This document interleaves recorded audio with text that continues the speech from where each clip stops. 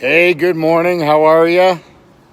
Facebook Live. I still have that little glow on my screen or haze underneath me.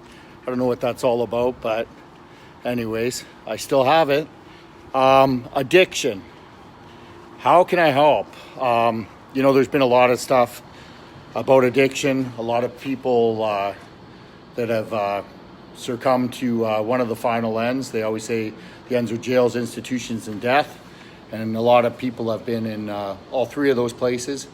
But there's been a lot of young people, old people, middle-aged people that have died due to addiction. And from my experience, I'll talk about things that I do. May not be so much about my whole history, but you know what? I help people with addictions. That's something that it helps myself. And what does that look like to me? Now, there's a couple things. My dad died of from alcoholism, I believe, and I do have a passion for that. Another thing is there's a fine line between helping someone who's in the grips of addiction and enabling someone who is in addiction. And that's it was kind of very blurry for me in the earlier parts of my journey because, there was a lot of times that I'll tell you a couple different stories and how it played out for me and what I've learned. I remember one time a guy wanted a ride. He was going to meetings. He was, he said he was all of these things, okay? Because you have to, there's a lot of things that are said with a person that is in the grips of addiction, and you have to watch the walk. They always say, talk the talk and walk the walk. Hey, Mark. So this guy said that he needed a ride home. He went to a meeting and he needed a ride home, and if I could drive him there. And you know what? I wanted to be of service, and I wanted to be there to help an addict. Hold on one second. I'm going to switch to my LTE because my network's going low here. 1 second, kids. Okay, this may take 1 second. It'll switch over. Maybe not. Wait 1 second, sorry. Okay, I think it's switching over anyways. Hopefully it is. It is recording this. So I want to, I want to help this guy who's battling this demon of addiction. So he wanted a ride to his house. I don't know where this guy lives, so I drive him. I ended up driving him to a dope house so he could get more dope. And, my intent was to help this guy, and I'm actually helping the disease of addiction. So I always want to make sure, for me, that I'm making clear choices that do not enable the addict to keep on using, but enable him to walk towards the light of recovery and to recover from addiction. And there's a lot of things that I've done in the past that I've enabled. I used to see people downtown that, are there and they have their cup out and they want, they want some money to go get something to eat, to get a coffee, and all of those things are good. Now what I would do, and I'll go back to this in a minute, but I'll actually buy them something to eat because I don't want to give them money and then they're going to feed their addiction with that money because I'm not helping them. I'm just enabling them to continue on the road of addiction. And I don't want to be part of that process. I want to be part of the healing process. I don't want to be part of the process that's enabling this person to use for one more day.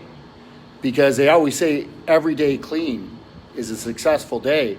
And 1 day clean, 1 hour clean, 2 hour cleans for an out on the street drug addict, for any drug addict, alcoholic actually, is a miracle.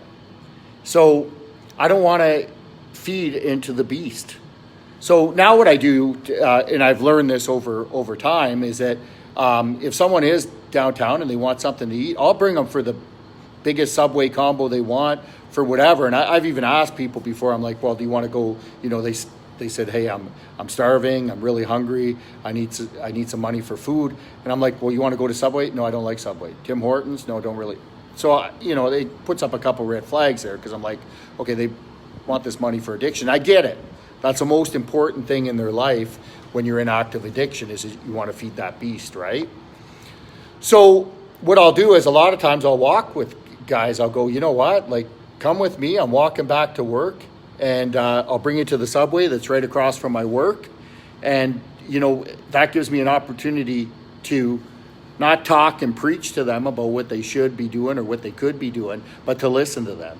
Because a lot of times, these guys don't have a listening ear. They don't have someone, you know what I mean? They're just like, that guy's whacked out, he's crazy, no one understands. I want them to know, I understand, I care, and I'm going to put some food in your belly, but I'm not going to enable you to stay high one more day. And what does that look like for different things that we do, right? Well, I've paid people's bills before. I've paid their bills because they had bills. And what they did is, the money they would have had to pay the bill, they shot something in their arm or smoked something or drank something. And I enabled them to stay in their disease. And, there's a lot of people that are dying out there on our streets. And, we had 10 people that overdosed and 5 fatally just a while ago. And, even with that, right, people are still out there doing the same shit. They're still out there using, like, the fear of death doesn't scare them. But what does it look like to enable them?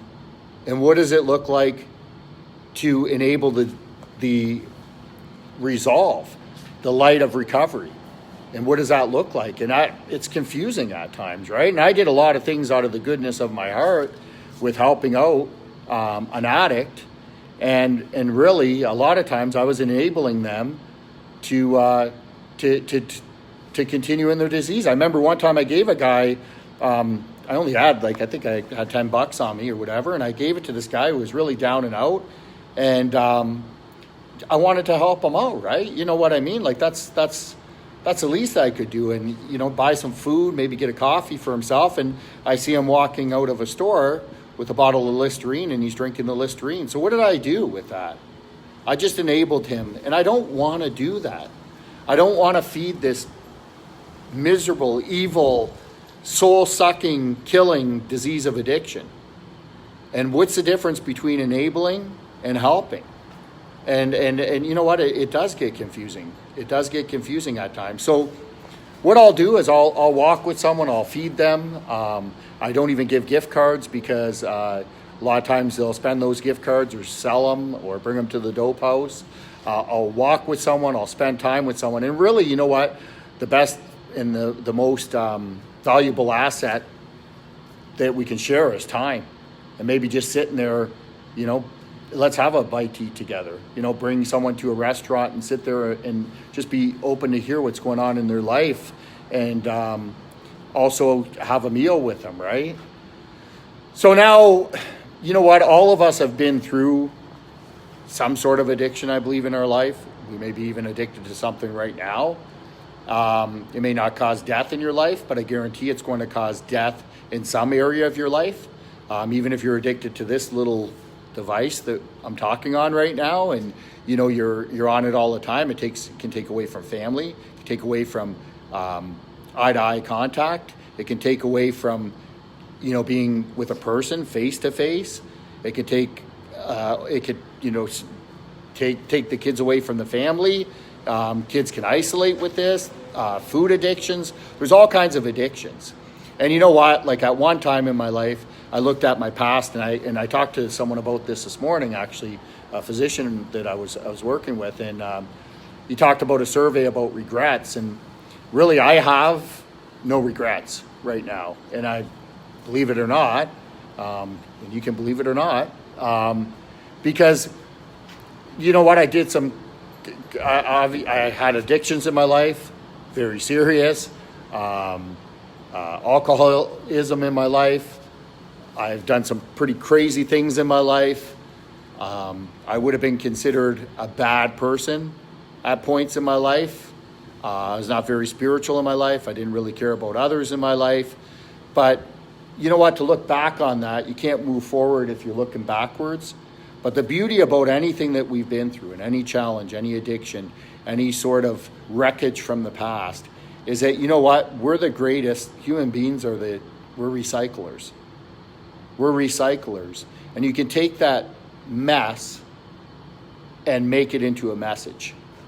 You can take that misery and that mess and turn it into a message to help people. So that can become a positive attribute in your life. And I thank God for the stuff that I went through. And I know it wasn't God that pushed me through any of these turmoils and challenges and going down the wrong path. God didn't push me down the wrong path. I have free will, and the God that I choose to serve allows me to have this free will and allows me to make choices and doesn't force me into anything.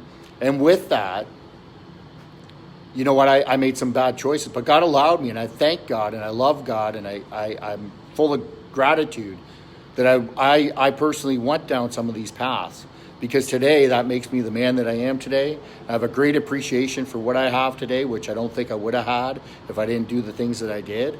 And I can recycle that and turn it into something that is of great value. And that's a blessing.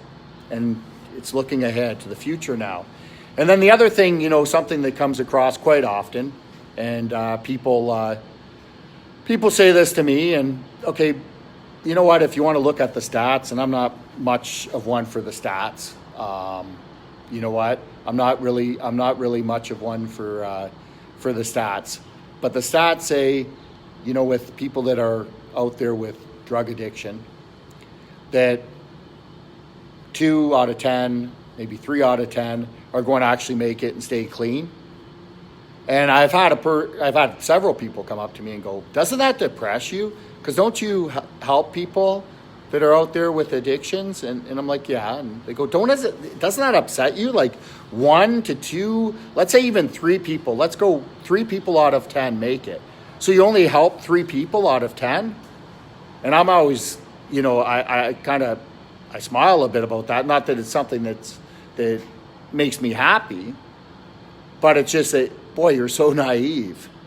First of all, one human life, you can't put a price tag on that, first of all. And second of all, I'm not helping one person. Because by helping that one person, even if it was 1 out of 10, would I still do it? Absolutely 100%. Even if it was 1 out of 10 and that was the odds and that was and I don't believe that my stats are the same as that. Not that I'm special or anything, but I'm just saying it hasn't been. But it's not one person. And even if it was one person, is that life worth the time that I spend, or the love that I push out, or is it worth it? Absolutely, 100% it is worth it. But it's not one person. Even if it was just that one person that was saved and didn't have to go to the grave with addiction or end up in a jail for who knows how long, or be locked in some institute insane because of the addiction, it's not one person. Because that one person probably has a brother or a sister, or may have both. So those 2 people have just been helped. That one person has a mother and father, whether they have the relationship with them or not still, they still have a mom and dad. And you know what? Those 2 people just got helped. And that one person probably has a couple aunts, a couple uncles, maybe or maybe not, and you just help those people. And then that one person probably has some cousins, and you've just helped those people. And then they probably have some grandparents. They may have great-grandparents. You've helped those people. They probably work somewhere at one time or another, and they probably have some colleagues, and you've helped those people. And you know what? They probably have some friends, and they probably had some really close friends before they went down that path. And some friends that may have even had to have boundaries because they couldn't watch their friend kill themselves, and you've helped those people. And those people probably have people that they went to school with and had friends from there. You've helped those people.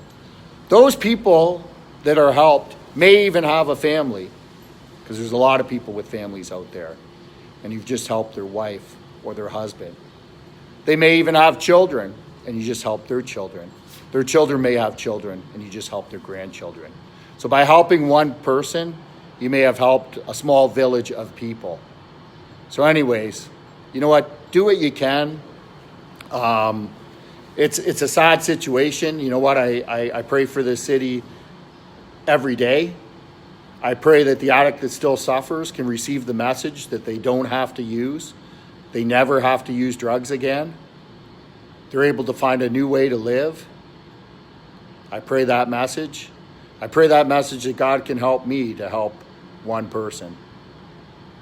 And that one person is never one person. God bless you guys. Bye for now.